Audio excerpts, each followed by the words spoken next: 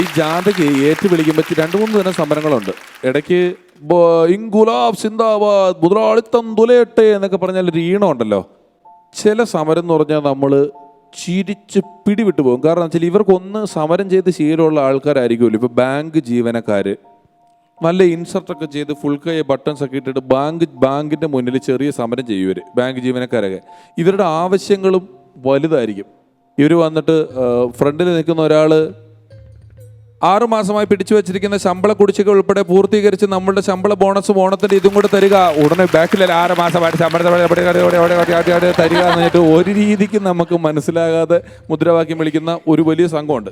മാത്രമല്ല ഈ ഏറ്റു പറയുമ്പോൾ ചിലർക്ക് എന്താണെന്ന് മനസ്സിലാവാതെ വെറുതെ കശപിശാന്ന് പറഞ്ഞുകൊണ്ടിരിക്കും. അപ്പം നമ്മളൊരിക്കൽ ക്രിസ്മസ് ക്രിക്കറ്റ് ബാറ്റ് മേടിക്കാൻ പൈസ ഉണ്ടാക്കാൻ വേണ്ടി കരോൾ പോകാൻ തീരുമാനിച്ചു. കരോൾ പോകുമ്പോൾ എങ്ങനെയാണെന്ന് വെച്ച് കഴിഞ്ഞാൽ ഏതെങ്കിലും ഒരു പാട്ടിൽ ഈ ക്രിസ്മസ് പാട്ട് പാടി തീർന്നു കഴിയുമ്പോൾ ഡിസംബർ ആണല്ലോ, വിസിലടിച്ചു കഴിഞ്ഞാൽ എല്ലാവരും കൂടെ we wish you A happy Christmas and happy new year, ഇതാണ് താളം.